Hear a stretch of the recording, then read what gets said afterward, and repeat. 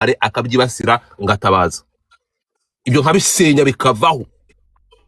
Uyu munsi ni ngiye ugiye gusenya abo namagana ko basenywa ariko basha aho ngaho mvuyeyo ndi gusubiza radio B&B. Ndashaka ni B&B muze kumva neza cyane iyi message goes through you kuko ndabizi iyo kuri iyi si utagaragaje ukuri kwawe ikinyoma kirubakwa kikaba ukuri. Ntabwo ngiye ncukumbura amakuru ari negative gusa, never ever ibizigara binabaho.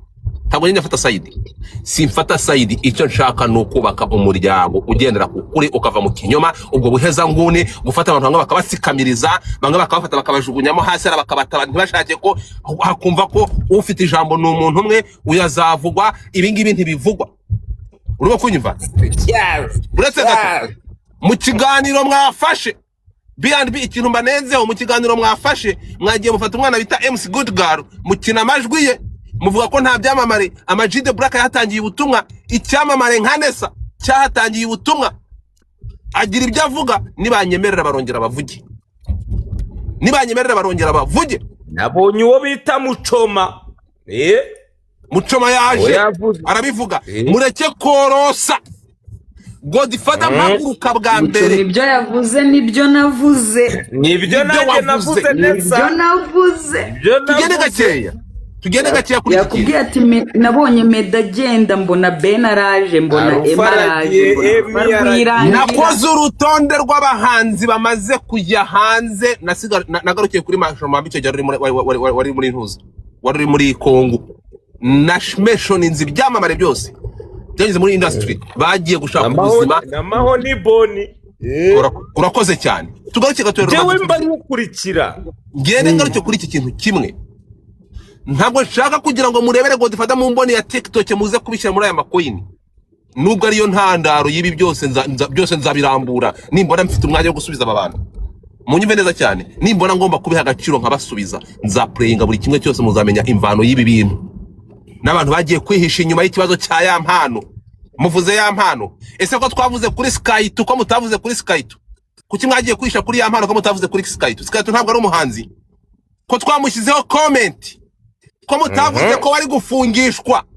Sky ntabwo yaje hano bakamuvugaho Ama-G. Bakamarunyi baje hano bakamuvugaho ntitwamukozeho ikiganiro. We ntabwo ari umuhanzi.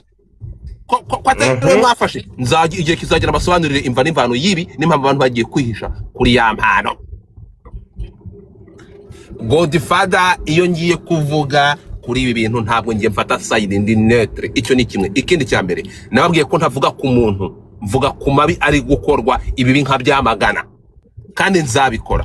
Impamvu rero mbivuga ku bantu bafite big profile cyangwa ku bantu bafite audience ni mwe mboni nziza, muri mboni zuko urwo rubyiruko muvuga ndi kuyobya bagomba kubareberaho. Mujye gusubira inyuma ku bantu bose nagiye ntana mu mitwe. Iyo bakoreshaga izo mvugo narababwiraga ati sigaho ufite abantu bakureba. Aya masani ngiye uri konona urubyiruko, ni ngewe uri gusenya abo bahanzi. How many times nagiye natanye mu mitwe n'abantu bibasiraga ibyamamara bakoresha amagambo akomeretsa nkagongana nabo bantu. Ni ryari byabaye kangahe? Ntana mu mitwe nafata ku mavuta twapfa giki, ntana mu mitwe n'agasuku twapfa giki. Munsubize napfa giki nawe? Fata ku mavuta ari ikibazo nagiraga nawe.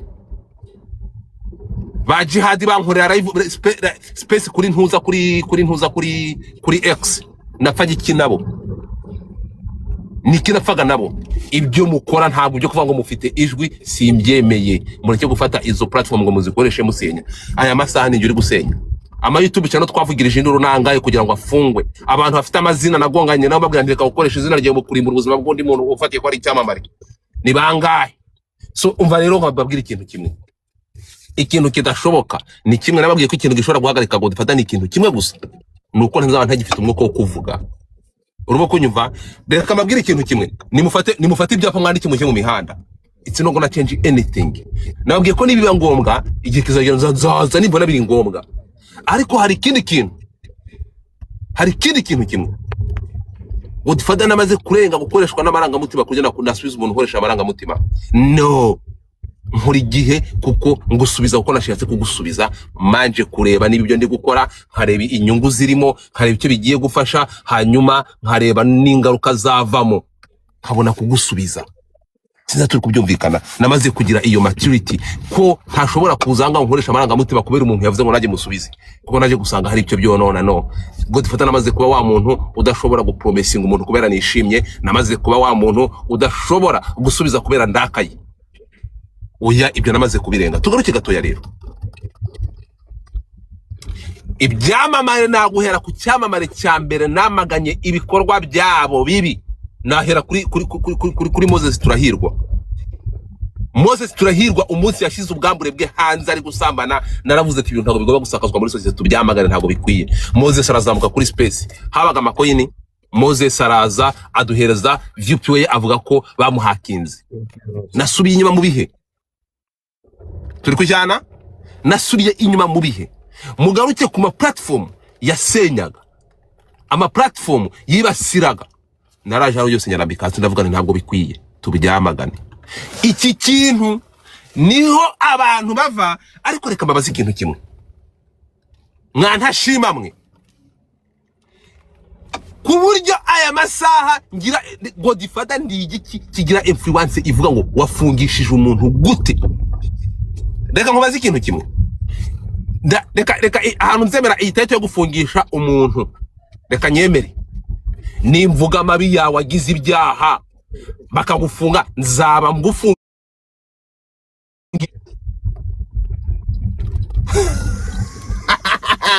tugere gakeya so iyo industry muri kumbwira ndimo gusenya ninde muhanzi nandagaje igihangano cye ninde muhanzi wagiye guperforminga nkamuharabika nta performing ninde muhanzi nanze ko ajya muri studio ninde muhanzi naseruswa Here's the thing igihe cyose muvuga ko nsenya abantu ndimbura abantu kuko navuze ku mabi yabo nta munsi numwe Ama G The Black muri abantu bavuga nta uzigera ubona avuga ko nafashe umwanya Ama G The Black ngo yari hano agasahura indirimbo iyo ndirimbo nkayifata nkayipromotinga ndi kwivuga nyira yari hano nta munsi numwe bazavuga ko indirimbo yabushari namaze ibyumweru bibiri nta kindi kintu ncisha no kuri uru rukuta nta uzigera ubona gende gakeya nta munsi numwe uzigera wumva ko mu kugongana na Bruce Melody nabirambitse hasi ngahamagarira abanyarwanda bose kwitabira ibitaramo na tour yari afite muri Amerika ko yarateruye idarapo ry'u Rwanda ntago muzigera mubyumva ntago muzigera mwumva ko na promoting igitaramo cya Debeni agiye kujya i Burundi ntago muzabyumva turi kumwe ntabwo muzumva ntabwo nkeneye gushimwa n'imbaga y'abantu turi kumwe ntabwo uzigera wumva aya masaha Ama G ndakumva neza ntabwo uzigera wumva abantu baza ngo bakubwire ko ibyumweru byose bishize nahagurutse ngafata umuhanzi Sentore urwe kunyumva ibindi byose nkanihagarika igitaramo cye nkagira icyambere nkavuga nti mureke twitabire umudende ntabwo uzigera ubyumva turi kujyana ntabwo uzigera wumva ariko ibyo biri behind umuhanzi twari dufitanye ikibazo ko Godfather yaduhuje inbox bro nta kintu muzambwira njyewe ntabwo uretse gato ntabwo ibyo wenda ibyo ni biri inbox siko bimeze ariko ntacyo bimbwiye nge ibyo ngibyo ntacyo bimbwiye Ama G ntabwo buri muntu wese wenda nari ntanze ingero zibiri hanze urimo kunyumva Ama G bira bintu byo kuba naza hagufata ntabwo bazigera bavuga ko nafashe Bruce Melody na Debeni nkabahuriza kuri platform kuri X habakoresha ikiganiro bagakora ikiganiro cyo kwamamuzanya kwa President wa Republika ntabwo uzigera ubyumva na gato ntabwo bazigera bakubwira ibiganiro nakoze birenze 3 cyangwa 4 Ama G yarakennye abatabiriza urakoze nta yindi ndi mu bantu bahagurutse hano mfata ndapurayinganyura muri process zikenewe zisabwa ndagenda Godfather hostinga umuvugizi wa RIB mumanze mugende murebe topic ntabwo umuvugizi wa RIB yahotsinzwe na Godfather mujye munabitandukanya ntabwo ahostinga Godfather yatambukije ubutumwa bwari bukenewe urubyiruko uburyo imbuga nkoranyambaga zikoreshwa ntimuzongere kuvuga ko nawusize umuvugizi wa RIB. Nimujya no kureba kuri flyer twakoze, ntabwo nge nigeze ntumira umuvugizi wa RIB. Bakoresheje platform kuko umuvugizi wa RIB yatumiwe na Country Record. Country Record, it's a studio, ni radio mu gihugu abantu baba baranga mutanareba. Ntimuzongere kuvuga kuko iyo mufashe izina Godfather mukaryambika umwanda, mwamara kuryambika umwanda mukabonamo kuzana ngo mugatureka makano ngo natumi umuvugizi wa RIB ngo natumiye urwego, aho ngaho bamushaka gufata urwego mukarwambika umwanda kuko mwamaje gufata platform, mwamaje guha umwanda, mwamaje kwambika amabyi, mwarangiza mukavuga ko iyo platform maze gucafuza ngo yamutumiye. Oya, gutumira urwego bisaba process, ibi bintu mugomba kubisobanukirwa mukabimenya mukabujije. Ukagenda ugasaba bakagusubiza. Turi kujyana ndikumvikana amaji cyangwa network yagiye.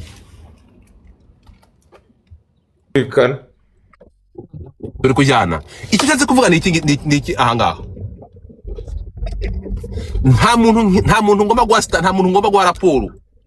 Ibi ngibi tubyumvikane, nta muntu ngomba ubwisobanuro. Radio BNB mucengere nk'umunyamakuru wabo hano, mucengere nk'umunyamakuru, mucengere nk'umunyamakuru. Nuza kureba umuntu wese byabi n'abantu batinya kuvuga kavuga ati ariko se nditeranya n'uyu, nje ntabwo Godfather mvuga ku muntu, mvuga ku kibi cyabaye. Turi kumwe? Mvuga ku kibi cyabaye. Buri kantu kose nujya kureba imva n'imvano uzasanga nta kintu kitagira imvano. Turi kujyana? Ngiye kuvuga kuri uyu mwana kaze ngo promoting sha. Kagupromotingire kangupromotinge ugende mu gitondo kuri kiganiro no ariko amizina ryo Godfather ayiswa kiraza kurebwa. Of course amaji tuzi ngo umuntu wabashije kuvana ivata mu kanwa kavuga uraza kuvuga kuri Godfather singo ejo ndeke kuvuga ku wundi muntu akoza amabi. Akakana kantanga urugero kuri akakana kahagurutse akanga kanani kanani katayikuni akagapeti katayikuni ntikaza garuka kaganda kuri platform yanjye. Ntimubizi kaza hano, ntabwo mubizi kuri 20 kazaga Tayikuni umunsi yagiye mu kabari yasinze, umupolisi ofisiye akamusaba gusohoka akafata telefone akayimushyira mu isura akamufirima akavuga ati ntungange ngiye nk'umuturage mfite uburenganzira bwawe, akagenda agasuzugurira umupolisi mu kabari, umuyobozi wa polisi, umuvugizi onani ofisa wa polisi. Ibyo bintu nkimara kubona iyo video ntabwo nigeze nyishyira hanze, barayimpaye. Ibyo bintu bikimara kuba bagashaka kugafunga ba muyoboke bari kumwe nako bagatakamba ntibagafunge. Ibyo bintu nagombaga kubyamagana nkavuga nti musigeho. Ubwo bwamamare bugeze naho musuzugura inzego ni bwamamare ki? Ntabwo bikwiye. Ubwo burenganzira wumva ufite bwo gucyogoranya n'umuvugizi n'umuyobozi uyoboye patru wa polisi ukumva bagasaba imbabazi barakareka. Ibyo bintu narabyamaganye, ibyo birakarya. Ariko ejo nukora ibindi nkabirana byo nzaza mvuge ngo sigaho. Tugagaruka kuri wa muco ngo turi muri industry imwe, ngo turi abantu ngo dukora ibintu bimwe. Fukire umwanda nk'uwo nguwo ejo azamufata mu kubita icupa bagire bafunga amacupa. Ndababaza ibyo ngibyo byo mukeneye. N'urugero nari bahaye na buri wese nujya kureba buri muntu wese uzasanga buri muntu wese uhagurutsa akavuza induru haba hari akantu kabaye cyangwa ariko nta mushire mu imiyaga. Ese kambabazi ko igihe utarakora ayo mabi ngo nkubwire ngo ntabwo bikwiye kubera iki bandi umuntu mwiza kuri mwebwe ngahinduka umuntu mubi kuri muntu ukoze ikintu akora nkavuga nti sigaho ntabwo ibyo bintu ari byo, ntabwo bikwiye. Nta shusho nziza uri kwereka kubagukurikira kubera ko ari bwo mba mubi. Ariko ntabwo naje kuba mwiza kuri mwebwe, ntabwo naje kubashakaho igikundiro. Tuje tubyumvikana ibyo mu byumve. Reka mbabaze ikintu kimwe, muti ibyamamare birankurikira ngo baba bakeneye audience. Reka nsubize B&B ira radio niba televiziyo.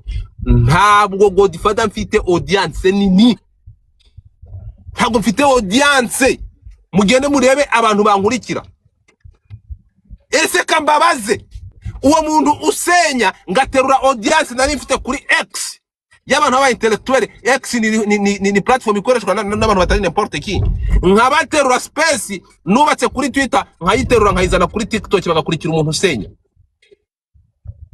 Munsubize kuri icyo kintu. Mvuye kuri X niho byaberaga, ndateruye space zirahagaze kuri X, bankurikiye kuri TikTok nsenya. Ninje twaba dufite societe irwaye, twaba dufite societe irwaye. Hano hari ikintu rero abantu badashaka kumva, badashaka no kubona.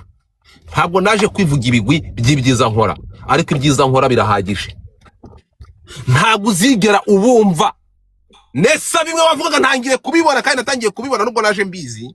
Ntabwo uzigera wumva bashobora kuza ngo bavuge ngo naraje platform nka TikTok mu gihe cyo kwibuka amaji. Fata platform yose nkora campaign imbere ho ukwezi kose, mbwira abantu ko mu gihe cyo kwibuka tugomba kujyana na gahunda ya leta, ntagire umuntu uzana ibindi bintu dufata iminsi ibiri. Ibyo bintu bikubahirizwa 90%. Gahunda hano platform zose zigakurikiza gahunda za leta. Ntabwo uzubyubigira ibyo ngibyo babivuga kandi nsenya. Agira ibintu byoroshye. Aba ntabwo urimo kunyumva, ariko reka babwire, I don't give a fuck. Turi kumwe? Sajya barabura. No, ntabwo uzigera wumva bashobora kuza ngo bavuga ariko Godfather mu gihe cyo kwibuka yakoze campaign, kuko umwaka wari washize platform hano baraje bahakorera umwanda, baraza baravanga, bayobya urubyiruko, ndegera naho ribitanga warning, bafata abantu nk'abanyakso babaha warning uko baje bakoresha platform nabi. Umwaka wakurikiye ngakora campaign bikagenda neza 90%, tukubahiriza gahunda yo kwibuka. Banesa bakarara amajoro hano turimo kwigisha urubyiruko, abantu baza hano bagasura mu mateka. Ntabwo uzigera ubyumva babivuga, ntabwo bazabivuga. Babivugiye gute?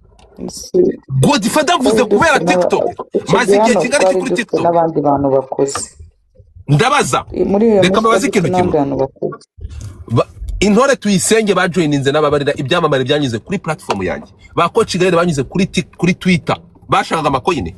Ba Bruce Melody baje kuri Twitter, bashakaga amakoyine. Ba Melody baje kuri Twitter, bashakaga amakoyine.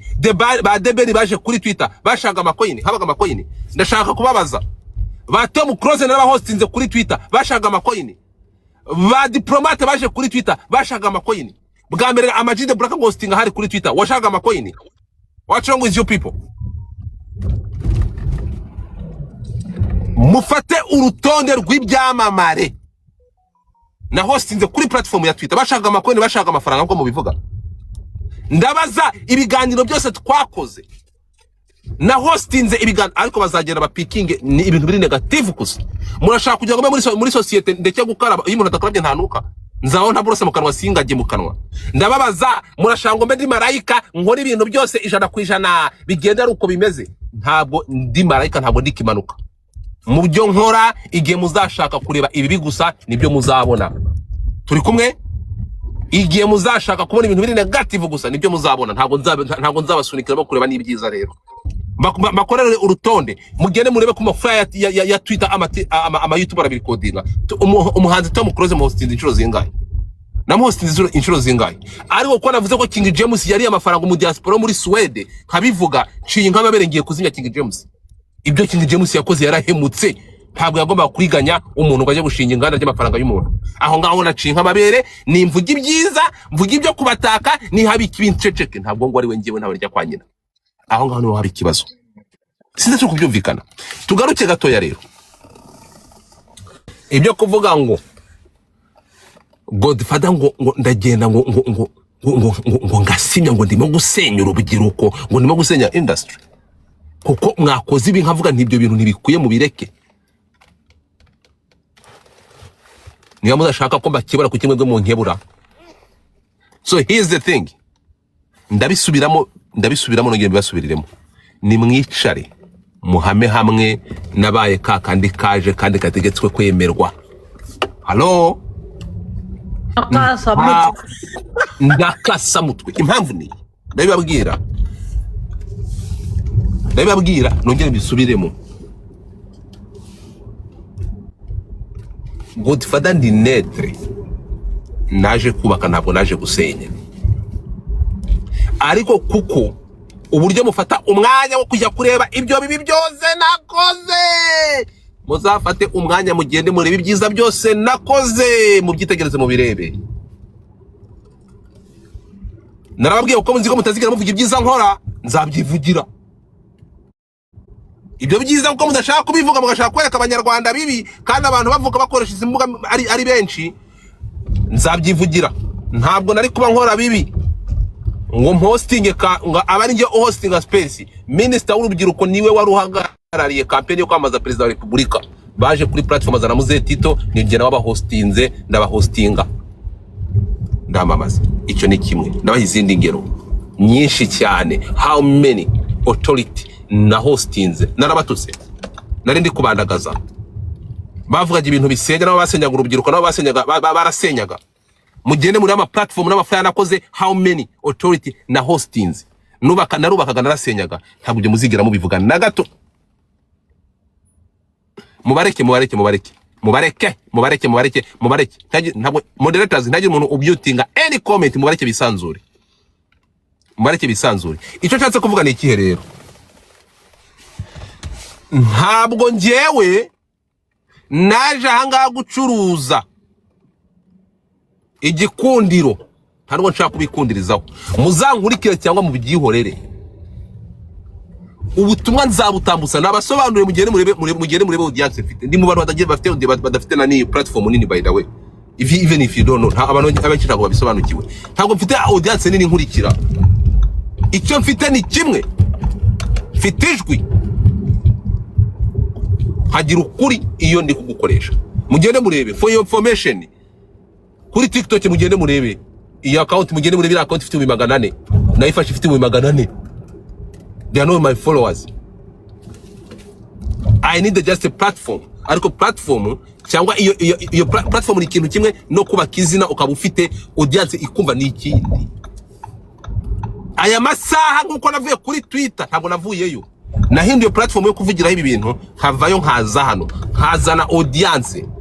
Ndamutse ngiye no kwindi platform nayijyana kandi uzabireba. Mwakabaye abantu mwamfataga nabi igihe navuye kuri Twitter nkaza kuri platform. Mwari kuvuga ati uyu muntu afite abantu bamukurikira kandi bamwumva kuko ibyo avuga nta side afata. Niba audience nagaburiraga ibibi, mfite ndumurozi ku buryo nterura audience yo kuri Twitter nyiha ibintu bibi, nkaza kuri TikTok ikankurikira. Abo bantu bakunda kurya ibibi gusa ni bantu ki? Ndababaza. Ariko kuko ari mwe mwahisemo kubabo, ndababwira ko ubwo ngubwo nta kundi ni munyakira, ukundi nta handi mwakira, nta nandi mahita bamufite. Ubu koko mu bintu byose. Okay, rubyiruko n'abantu munkurikira, ndabasaba ikintu kimwe. Niba mubona nkora ibintu bibangamiye bibayobya, ndabasaba kumvaho. Giye reka mbibisabire. Ndabasaba kumvaho. Mundeke kabisa. Mumveho. Urimo kunyumva? Kubera ibyo bitagenda. Godfather ni mubi, mwangejwe ryagera ko mukarikunda. Godfather ni mubi. Godfather arasenya. Godfather. Impamvu nta yindi. Narabasobanuriye. Muzasanga muri comment ibi muri kwandika none aha nibyo mwandikaga igihe nabwiraga igihe ntemeranaga nibyo Bruce Melody, nibyo mu gihe cyasaga za Bruce Melody na ntuza na The Ben, mvuga ko bidakwiye, namagana ibintu bya team. Ntabwo nemerewe ibyakorewe Emmy ku gihe bamugirisha ngo yirukanwe kubite bitewe n'inkuru yari yakoze kuri 55 bagiye mu Burundi. Urimo kunyumva? Emmy yarampamagaye aranshimira. Bukiye mu gitondo Emmy aragenda ajya gukora revenge kwa Bruce Melody, ajya gushaka umugore w'Ibugande. Mbona ari ubugome, ndaza namagana Emmy. Abakunzi ya Mimerongere baraza baramunyamagana. Ndabizi neza kuko muri societe yacu ugomba gufata side. Igihe cyose utazafata side uzabiryozwa.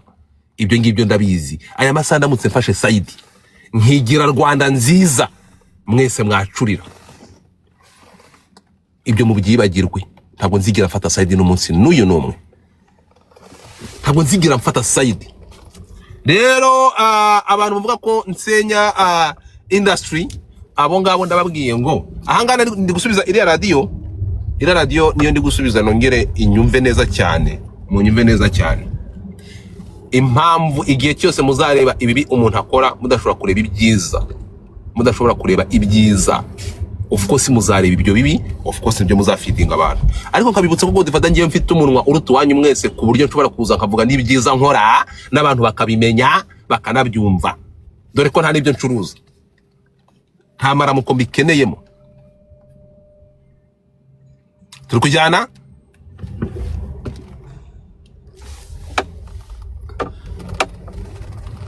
niba kugeza aya masaha mubona ko ibyamamare mbigenda mwavuze ngo ngenda mbashakaho amakuru ari negative gusa, buriya se niko mubibona? Niba mwashatse kureba inkuru ziri negative mukazibona akaba arizo mushyira imbere ku meza, ubwo nizo, ariko ntabwo arizo nkuru nkora zonyine. Turi kumwe? Nazanye ibyamamare hano ngo kugira ngo babyandagaze. Ibyo ngibyo abahanzi nibo babizi. Ama-G The Black ndashaka kukubaza, igihe umaze hano kuri iyi platform, mbwira umuhanzi waje hano akahasuzugurirwa.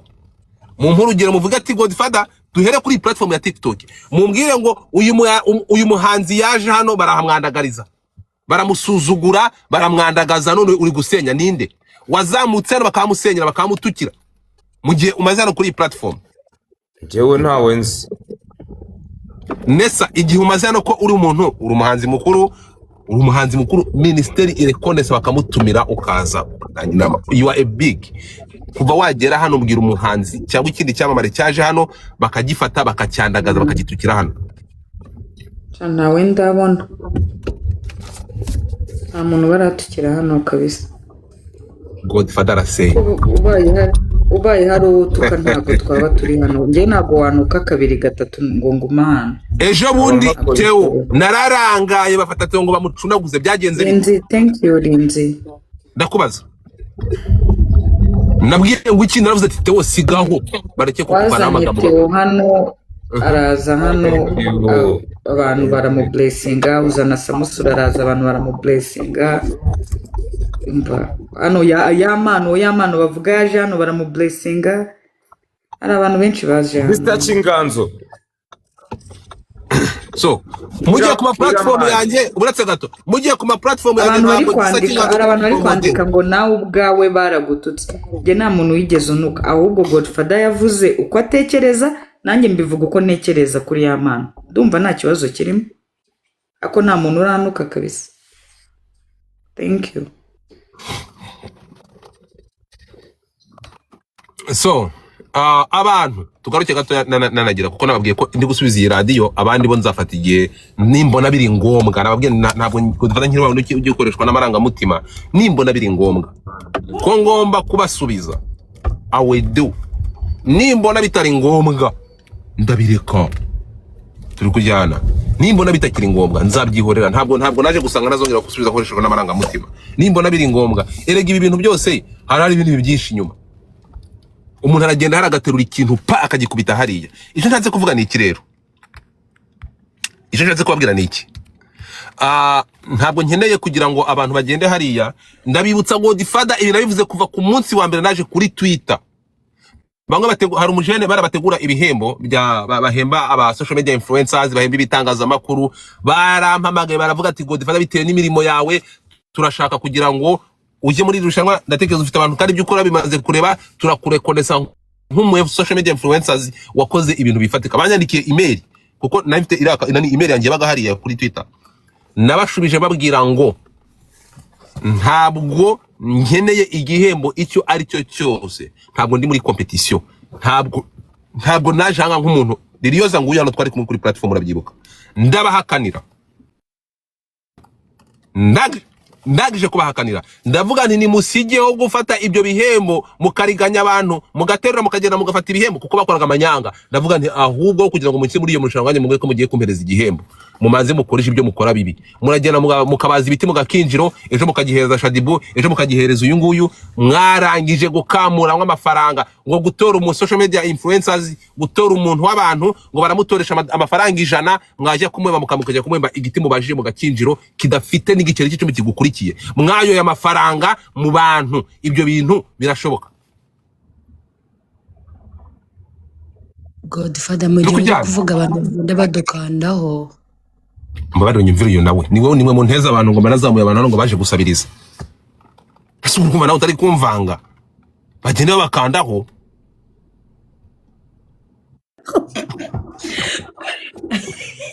twebwe ngo twarakennye tuza twebwe numva twarakennye tugomba gusabiriza rimwe na rimwe dusabye kandi tugize amahirwe no platform ikabiho ngo gusabiriza twarakennye bikavamo kandi n'ukuri nibo baduhaga amafaranga barayaduhaye n'ukuri ngo ubugade fada ari kukurangiza da ubu ngo yandangije ngo yakurangije wazimye jewe uretse gato mumbabarire gato mumbabarire abantu muri comment ese abantu baba bari hano muri comment baba bari hano cyangwa baba bari ahandi reka mabazi ikintu kimwe abantu muri hano muri comment nibyo uretse gato nibyo nibambwira ibintu nkabona nibyo maybe nshobora kuba ntekereza ko nkora ibintu byiza kandi atari byiza nibyo nyo by'urubyiruko noreka industry niko mubibona Godfather rekeraho koreka rubanda urubyiruko rwo Godfather rekeraho gushuka urubyiruko rw'u Rwanda urumva urakabije Godfather urakabije rekeraho urumva kandi nujya gukomeza wandagaza abastari bo mu Rwanda birekeraho Godfather yanyohereje korora inkoko ubu ngubu amaji warandagaye sha so ikintu kiriho ni kimwe njyewe ntabwo mfata umwanya ngo nzane abantu nishe mu gakingirizo k'abantu oya never ntabwo byo riho ntabwo ariko biri ntibizigira binabaho so listen to me people munyumve neza cyane ikintu nazakora kimwe ntazareka kubwira abantu nzababwira umunsi ku wundi ntabwo nzareka kubabwira ko nzabona ikibi ngo ndeke kukivuga niba mutegereje ibyiza biva mu kanwa kanjye gusa mukore nze mvuge ibyiza byanyu byitwa gufasha iyo industry ariko ikibi kibo gipfukiranwe oya hanyuma irindi jambo ritangaje na audience nshaka kugira ngo mwumve bantu muri aha mu nkurikiye Godfather mfite ubuhe bushobozi bufungisha abantu Godfather we hari ikintu nshaka kubwira gikomeye uvuga ngo amaji arabizi cyane nanjye ibyo namaze kumenya ndabizi akenshi abantu dukurikira kuri social media ni abantu batwarwa n'amarangamutima cyangwa se bagendera mu kigare ku buryo umuntu ashobora kuza mu kanya agahita avuga ngo Godfather ari koreka showbiz ejo agahita aza akavuga ngo Godfather niwe muntu wa danger urenze bitewe n'impamvu runaka ndaguha urugero kugira umenye ko abo bantu bagukunda kandi ari amarangamutima bajyana ntuza umuntu ujya kuri TikTok mu Rwanda agakorerwa tap irenga miliyoni z'inindi uwo muntu ntawe uhari kandi abantu batapinga bakoresha intoki zabo baba batapishije intoki zabo abo bantu rero ntibaba bakwanga ngo batapinga bagere kuri miliyoni bakwanga ahubwo abanyarwanda ukuntu duteye ndakugera kuri amaji warabizi cyane amaji uri bukaba muri 2014 amaji ubwo Jay Polly bamwimaga guma bagatera amabuye abahanzi utari buvuge Jay Polly abakinyi babitaga baswa Jay Polly ayitwaye Rwanda n'umwe mu bahanzi barimbaga muri Tafugenge nyuma y'iminsi runaka Jay Polly bamwita ibandi batangira kuvuga ko nta kintu ashoboye urumva nawe rero ibyo biri kukubaho nuvanga abanyarwanda niba hari umuntu uje kuko ni akenshi mbona biri muri kamera zadukurikira niba hari umuntu uje akavuga ngo uyu muntu MC Rose ni mubi bigahabwa muri n'abantu babiri barabivuga ariko Rose ndacika intege nka nyuma y'ukwezi bazagaruka bavuga ngo ayo databuze ko umuntu yatuyobeje abo nabo abanyarwanda reka nkubwire ibi ntabwo ari ubwa mbere bibayeho urimo kunyumva ntabwo ibi ngibi kandi reka nze kubwira ikintu kimwe Pionika urimo kumva ikintu kiriho kimwe niba amaradiyo ashobora kugenda hariya ariko muri comment batanze nabo ntekereza ko radio ikintu mwakabaye mukora no kugenda muri comment mutanga nakunze impamvu mvuze kuri iyi radio B&B bafite abanyamakuru bari professional bagerageje bakoze fair play bagerageje bakotarinze ku mpande zose urimo kunyumva icyo nshatse kuvuga ni iki mbashubije uko nabonye at least mwafashe mwabalansinze mwakoze balance kabisa mwabalansinze inkuru zanyu bindi bikora abanyamwuga cyane kora abanyamwuga nabonye abanyamakuru baprende fair kabisa so iki impamvu ni iyi ngiyi rero kuvuga ngo uzavana, ntabwo abantu bakurikira Godfather. Nobody follows me, nta muntu nkurikira. Nta muntu ukurikira Godfather, bakurikira ibyo nkora. Noneho nagiye kubona mbona abantu baraje hano ngo ni gute ngo mukurikira umuntu mutazi ngo mutabona. Muri abatinganya abagabo bankurikira, mwese murashaka kunsoma. Iyo mvuze ikinyarwanda mwumva ndi umunyamahanga. Noneho aho babera gatsibo gatsindwa shabaje banyita umunyamahanga. Mwanjije imwe ko nabwiye ko ndi umukongomani. Okay, kuva uyu munsi rero. Okay, let me make it clear. Kuva uyu munsi itangazo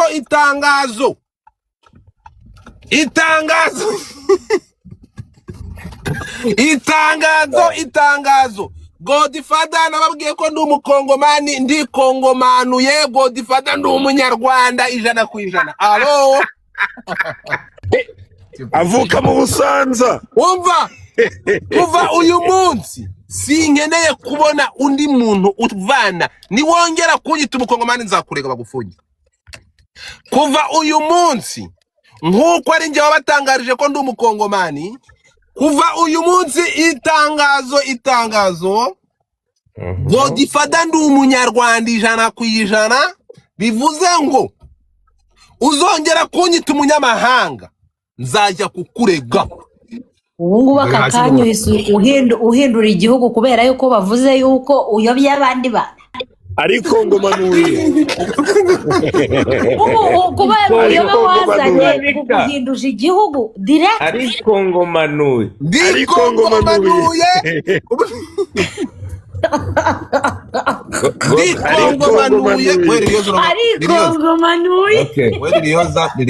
Lirioza urongera gukoresha iyo mvugo ndakugurukana. No sense. Ampa Godfather. Waruzi ko igiti cyeza ari cyo abantu bateramo amabuye? Wari ubizi? Icyo mvuga ni kimwe n'iki ngiki rero, kandi abantu banyumve, munyumve neza cyane. Listen to me people. Ntabwo nkeneye ngo mujye kumva igibigwi. Godfather ntabwo ngiye nkeneye ko munanshima kuko nta byishimo. Ntabwo nkeneye ko muzana kunshima my friend. Tubyumvikane kandi Godfather mubwira igitekerezo. Wimvugira murabizi ibintu byo nyapfa namwe. Erega ni iki mumpora? Bashaka kugira ngo dusangire ijambo mukamvugiramo. Nta mukobwa igitekerezo rega watubwiye cyane, tugomba kububwira natwe mo gake. Uretse gato.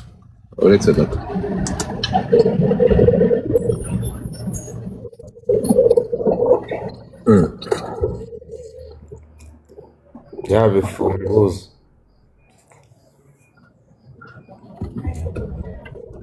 Abandi bantu ndi ubona muri comment ngo baragukurikiye da, ngo n'umwe wawe munyarwanda nabo baraje. Okay, so twumvikana ikintu kimwe rero. Nibyo nari kubabwira. Ni njye wababwiye ko ndi umukongomani, uyu munsi ndi umunyarwanda. Urumva? Ngaho mumbwire ibintu, mumbwire aho muhera umuntu uzongera kunyita umukongomani nzajya kukurega. Iyo discrimination mujye muyireka. Urukujyana? Nzongera kubona umuntu unyita umukongomani sha. Nje nawe. Ndi umunyarwanda. Noneho ahangaha nta parking ihari. Mungu wangu. So iki kintu nshatse kuvuga ni iki, ntabwo ari brag mu nyumve. Godfather ibyiza nkora according ngiye nkiyo niteye mo itoroshe nkareba. Godfather nkora ibyiza birenze ikosa nakora cyangwa icyo mwite kibe nakora na sense. Godfather kore bebe, Godfather yarimbuye bye, Godfather. Ariko se urweretse kamabazi. Urwo rubyiruko ndaruyobya ruyobya nujyana mu muwe murongo. Nduyobyane muzambwira ati Godfather urubyiruko, ariko se urwo rubyiruko rw'ibitamba muganyobya n'uruzi. Muzambwira kuba mvuga ni mureke gahunda, mukurikira gahunda, mureke ibingibi ikibi niki. Niko kuyobya urubyiruko, niko kuyobya urubyiruko mubwira. No sense. So the thing is, muhame hamwe, muzakora ibyiza mbishime mbivugeho, muzakora ibibi mbivugeho. Ibyo nta mahitamo mu bifitemo, mutegetswe kubyemera uko nta yandi mujye mureka ibyo kuzana turango bakuveho. Ariko sha ariko mwarigenje koko.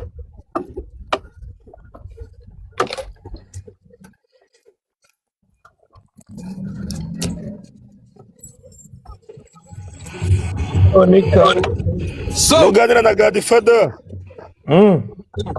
Bionika uzamwibutse yo Godfather ndakumva abantu urimo kumva ngiye kubasaba ikintu kimwe reka mbisabira ikintu kimwe munyemerere mumbarize munankorere mumfashe mundebere uburyo n'abanyobyamwe abantu umara kubumenya uzi kubwira hanyuma none ndeke kubayobya niba hari ubwo mwabashije kumenya wayobye kandi mbona muri commentaire abantu benshi bayobye ngo hari umuntu wabayobeje umunsi kuri TikTok urwo rubyiruko rukora umuganda njye mfite ibimenyetso simusiga by'ukuntu uyobya urubyiruko ashaka kugira ngo ubimpe turaza amajoro turi gusaba gift yego twigishije gusabiriza ariko ugize amahirwe abona umwigisha gusaba sha mwebwe ndumva muba muri kubiseka nk'aho ari ibintu byoroshye ntibizanamo burage mani nesa Godfather ndamuzi sheri ntago ari bwo nkimumenya impamvu mbiseka ni ukuntu abantu niba baba babuze amahirwe yo kuhicara bakadavuga bati niba yaraje ukakora request ukakakubuzabura uba ugomba gusigara uri ugomba kuba ikibazo cyo kubona batanga wavuze ngo babaye ikibazo cyo kubona batanga inari bakibaza ukuntu nta n'ihene baba ni gute umuntu hano bamuha amadolari 150 ingahe ijoro rimwe wamuzanye wamuhostinze umwana w'u Rwanda akaba araye nta internet wowe ukumva yuko ibintu bizarangira gutyo shakoma we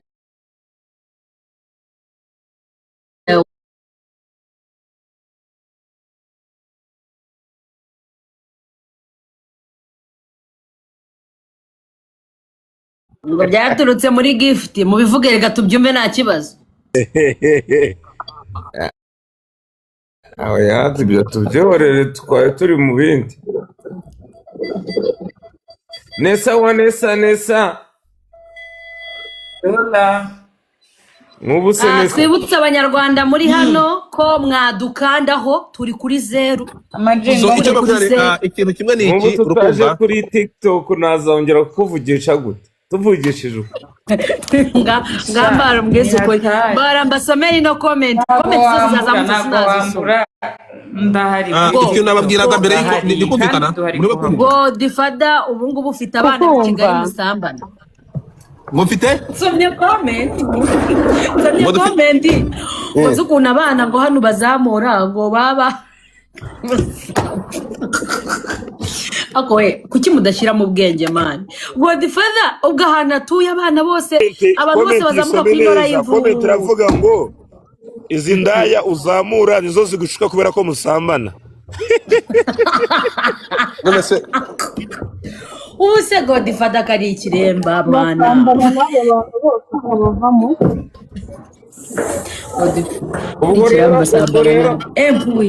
ubwo nanjye naba ndi umutinganyi ubwo ngubwo nawe uri umutinganyi abahungu muzamuka muri kugenda mutuvumbura gake akabantu we